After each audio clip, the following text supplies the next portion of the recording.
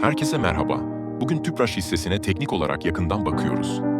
Hisse uzun süredir yükselen bir trendte ve geçtiğimiz haftalarda EMA bulutunun alt bandına kadar gerileyip oradan güçlü bir tepki aldı. Şu anda yeniden EMA'ların üzerine çıkarak trendin devam edebileceği sinyallerini veriyor. TD Sequential tarafında önceki düşüşlerde 8-9 sayımı gelmişti ve o bölgeden tepki başlamıştı. Şimdi benzer bir hareket görüyoruz.